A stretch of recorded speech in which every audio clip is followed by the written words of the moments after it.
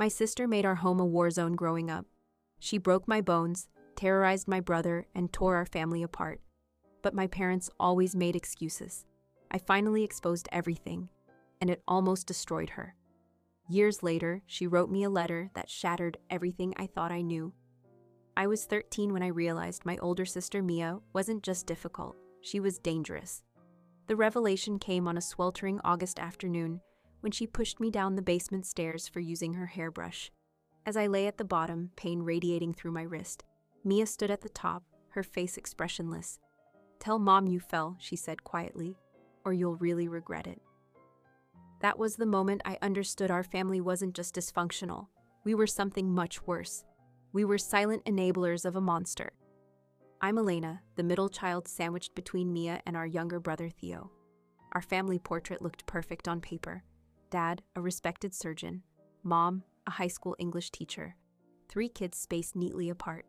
What the portrait didn't show were the fracture lines running beneath the surface, threatening to split us apart. Dad worked 60-hour weeks, coming home only to sleep and occasionally attend Theo's baseball games. Mom existed in a perpetual state of exhaustion, medicating her anxiety with white wine and prescription pills. And Mia. Mia was the hurricane we all tiptoed around, praying we wouldn't get caught in her destruction. She was beautiful, charismatic, and terrifying. 2 years older than me, she commanded every room she entered. Adults called her spirited and passionate. They didn't see what happened when their backs were turned. After the basement incident, I kept my distance. My broken wrist healed, but the fear remained like a splinter under my skin. I learned to make myself invisible when Mia was angry, to dodge her moods like landmines. I poured all my energy into protecting Theo, who at 9 was still innocent enough to believe Mia might change. "Why is Mia always so mad?" Theo asked me once, his voice small in the darkness of our shared bedroom. We'd taken to sleeping in the same room whenever Mia had one of her episodes. Safety in numbers. "Some people just have bigger feelings than others," I said, because I didn't know how else to explain it. I didn't understand it myself. When I was 15, Mia had her first major breakdown. She'd been out with friends, came home late, and completely destroyed the living room. Shattered photo frames, overturned furniture, walls punched in. Dad was at a medical conference. Mom called the police. I sat with Theo in the bathtub, the door locked, as officers talked Mia down from her rage. When they took her away, her eyes found mine through the crack in the bathroom door. They weren't angry anymore. They were empty. 3 days later, we learned Mia had been diagnosed with bipolar disorder, something Mom and Dad had apparently suspected for years, but never discussed with us. "We didn't want to worry you," Mom said, her hands trembling around her coffee mug. "We thought we could handle it ourselves." But they couldn't handle it. No one could. Mia spent 2 weeks in a psychiatric facility, came home with medication that made her sleepy and docile, then gradually stopped taking it. The cycle began again. I became Theo's protector, his buffer against the chaos. I'd distract him with board games during Mia's screaming fits, made up elaborate stories to explain the holes in our walls, the missing valuables, Mom's occasional bruises. "When I grow up," Theo told me once, "I want to be just like you." The words broke my heart because I knew exactly what I was, a coward. Someone who documented the decay of our family in journals hidden under my mattress, but never spoke up. Someone who watched as Mia's behavior escalated, as Mom's drinking worsened, as Dad retreated further into his work. Then came the incident that changed everything. Mia was 18, about to graduate high school despite her spotty attendance. I was 16, counting the days until I could apply to colleges far away. Theo was 12, still sleeping in my room most nights. It was a Friday evening when Mia brought home her new boyfriend, Devin. He seemed nice enough, quiet, respectful, a little nervous around our parents. They went to Mia's room to study, and Mom actually smiled, saying it was good to see Mia making healthier connections. Around midnight, I woke to screaming. Not Mia's usual rage, but something different, raw terror. I jumped out of bed, told Theo to stay put, and ran to Mia's room. The door was locked. Inside, glass shattered. Devin yelled something incoherent. Mia's screams turned to sobs. I pounded on the door. "Mia, open up!" Silence fell suddenly, heavily. Then the lock clicked, and Devin emerged, his face scratched, eyes wild. He pushed past me without a word and fled down the stairs. The front door slammed. Mia sat on her bed, surrounded by broken glass. Her mirror shattered. Blood trickled from her forearm where she'd been cut. He tried to, she started, then shook her head. It doesn't matter, no one will believe me anyway. And she was right. When Devon's parents called the next day, claiming Mia had attacked their son without provocation, Mom and Dad exchanged knowing looks. They'd heard this story before, Mia lashing out, then twisting the narrative to make herself the victim. "We'll handle this," Dad told Mia firmly. "You just focus on graduation." But I'd seen Devon's face that night. I'd seen the look in his eyes, not the fear of someone attacked, but the anger of someone interrupted. For the first time, I spoke up. "I don't think Mia's lying." 3 pairs of eyes turned to me. Mom's shocked. Dad's annoyed. Mia's suddenly alert. "Elena, you don't understand the situation," Dad said dismissively. "I understand that Devon looked guilty, not scared," I persisted. "And I understand that we always assume the worst about Mia." "Because the worst is usually true," Mom snapped, then immediately covered her mouth, horrified by her own words. Mia laughed, a hollow sound that raised goosebumps on my arms. At least someone's being honest for once. She left the room, and moments later, the front door slammed. She didn't come back that night, or the next. On the 3rd day of Mia's absence, the police called. She'd been arrested for breaking into the school, destroying property in the chemistry lab. When they picked her up, she was incoherent, high on something she'd stolen from the lab. Dad pulled strings to keep it quiet. Mom increased her medication. I started researching bipolar disorder, trying to understand what was happening to my sister. Theo withdrew into himself, spending hours building elaborate Lego structures that he would demolish in seconds. The family portrait cracked further.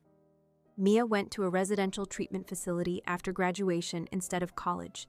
The official story was that she was taking a gap year. In reality, she was undergoing intensive therapy and medication management. For 6 months, our house was quieter, calmer.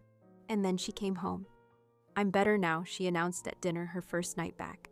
"I've been doing the work, I understand my illness." She did seem different, more subdued, more thoughtful. She apologized to Theo for the years of fear. She helped Mom with housework. She even started talking about community college classes. I wanted to believe in this new Mia, but experience had taught me caution. I watched her carefully, waiting for cracks in the facade. They came 3 weeks later, small at first, missed medication, irritability, unusual shopping sprees, then larger, staying out all night, coming home with bloodshot eyes, screaming at Mom for moving her things. The night she threatened Theo with a kitchen knife for changing the TV channel was the night I finally snapped. "This has to stop," I told my parents after we'd calmed Theo down and Mia had stormed out again. "We can't keep living like this." "What do you suggest?" Dad asked wearily. "We've tried everything." "No, we haven't," I said. "We've tried hiding it, minimizing it, excusing it. We haven't tried actually dealing with it." I pulled out my phone and showed them what I'd been documenting for years. Dates, incidents, patterns in Mia's behavior. The escalation, the warning signs we'd all chosen to ignore. "She needs more help than we can give her," I said. "And Theo and I need to feel safe in our own home." Mom started to cry. Dad looked away. But that night, they finally made the call we should have made years ago. To a long-term residential treatment facility that specialized in severe bipolar disorder with co-occurring substance abuse. Mia didn't go quietly.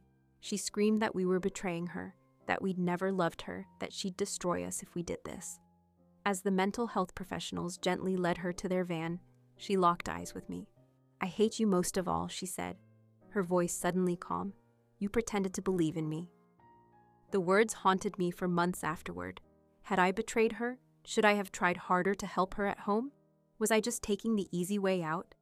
But watching Theo slowly emerge from his shell, seeing Mom reduce her drinking, noticing Dad spending more evenings at home, I knew we'd made the right choice.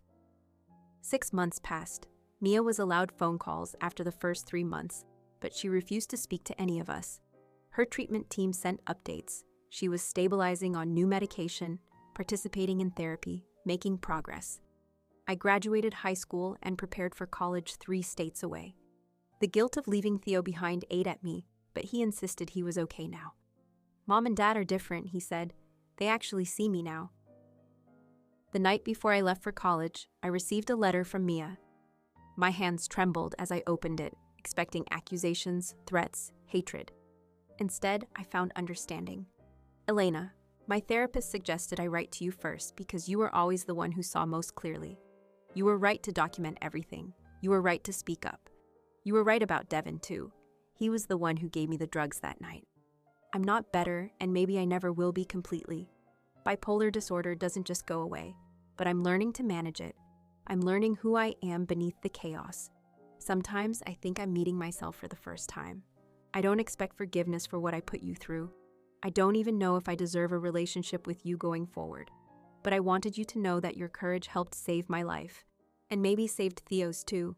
Take care of yourself at college. Don't spend all your energy taking care of others like you've always done. Mia, I read the letter twice, then tucked it into my journal. It wasn't a magical resolution, not by any means, but it was a beginning, the first truthful exchange we'd had in years.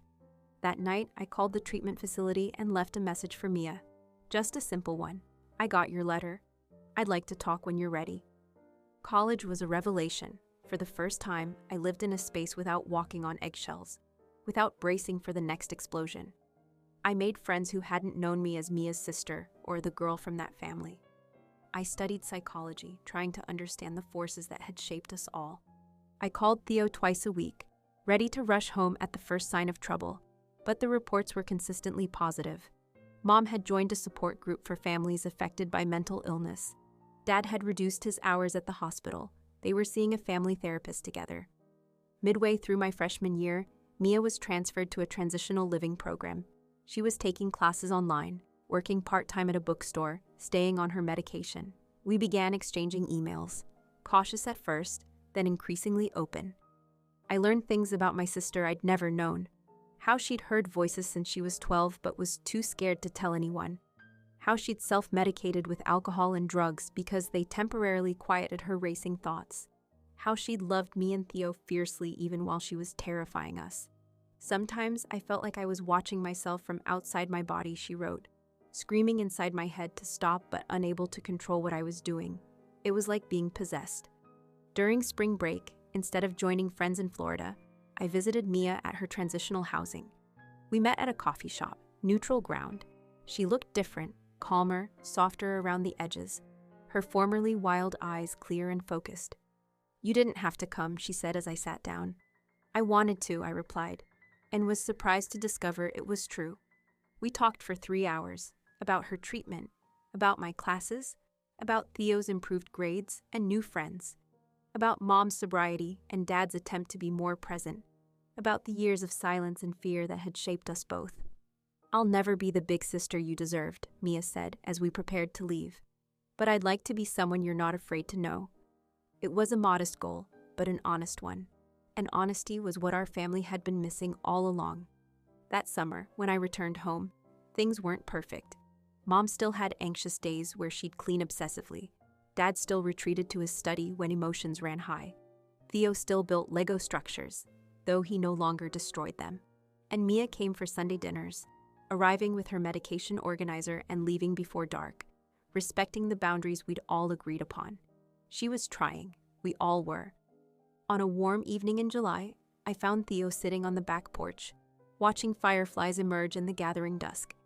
"Do you think we'll ever be normal?" he asked as I sat beside him. I considered the question carefully. "I don't think normal is the goal anymore," I said finally. "Maybe honest is better. Maybe healing is enough." He nodded, seeming satisfied with the answer. We sat in comfortable silence as darkness fell, the weight of secrets finally lifting from our shoulders, making space for whatever might come next. 2 years later, I was about to start my junior year when I received a call from Mom. Her voice was tight with that familiar tension that made my stomach drop. "It's Mia," she said, and I immediately assumed the worst.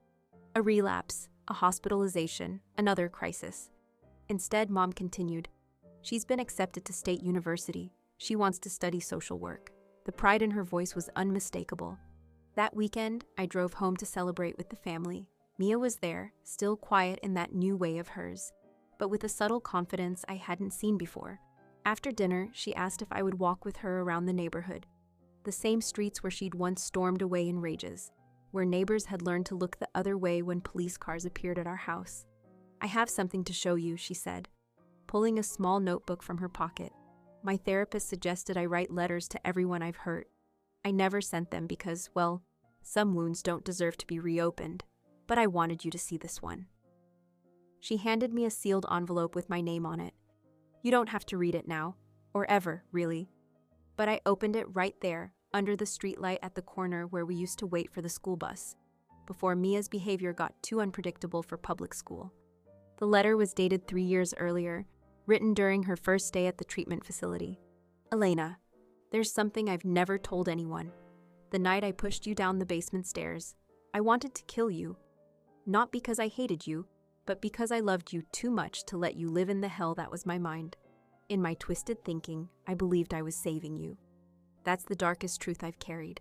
That my illness made me believe hurting the people I loved was somehow an act of mercy. I know now how wrong that was, how sick I was. I live every day with the knowledge of what I could have done to you and Theo if no one had intervened. You saved us all by speaking the truth. Never doubt that. I don't expect your forgiveness, but I offer my deepest regret and my promise to never stop working to be worthy of being your sister again someday. Mia." I looked up from the letter to find Mia watching me, her expression vulnerable in a way I'd never seen before. There was no manipulation there, no hidden agenda, just raw honesty. "I remember that day," I said quietly. "I told Mom I fell." "You always protected everyone," Mia replied. "Even me, when I didn't deserve it." We continued walking, the weight of past and present hanging between us. "I'm scared about starting school," Mia admitted after a while. "What if I can't handle the stress? What if I relapse?" For the first time, I heard my sister acknowledge her fragility without shame, ask for support without manipulation. "Then you'll use the tools you've learned," I said. "You'll call your support people, you'll adjust your treatment plan, and you'll try again." She nodded slowly. "When did you get so wise?" "Probably around the time I had to grow up too fast," I answered honestly. Mia winced but didn't argue. "I'm sorry for that." "I know." We completed our loop around the neighborhood and stood in front of our childhood home, the site of so much pain, but now, improbably, a place of cautious healing. "Theo says he wants to be a doctor like Dad," Mia said, "but less workaholic and more present." I smiled. "He'll be good at it. He's always been observant." "He had to be," Mia acknowledged. "We all developed our survival skills." As we walked up the driveway, I realized something that brought unexpected tears to my eyes. For the first time in my memory, I wasn't scanning for signs of crisis, wasn't bracing for impact. I was just walking home with my sister on a summer evening. It was so ordinary, and yet it felt like a miracle. Inside, Mom was helping Theo with a college application essay. Dad was loading the dishwasher, a small domestic task he would have considered beneath him years ago. They looked up and smiled as we entered, no wariness in their expressions. "Everything okay?" Mom asked. Mia and I exchanged a glance. It was a loaded question for our family, one that had rarely received an honest answer in the past. "We're working on it," I said, "one day at a time." And in that moment, it felt like enough. Not perfect, not guaranteed, but honest. The weight of silence had finally been lifted, making room for whatever might come next, whether beautiful or difficult or most likely some complex combination of both. That night, before leaving to return to her transitional housing, Mia hugged me goodbye. Not the desperate clutch of someone drowning, not the performance of normalcy for others' benefit, but the genuine embrace of one survivor acknowledging another. "Thank you for not giving up on me," she whispered. "We're family," I said simply, "the real kind now." As I watched her drive away, responsibly, before dark, as her treatment plan required, I thought about how long and winding the road to healing really was. How we never really arrived, but just kept walking, sometimes stumbling, sometimes sprinting, always moving forward. And for the first time, I allowed myself to believe we might all make it, carrying our scars, but no longer defined by them, finally free from the weight of silence that had nearly destroyed us all.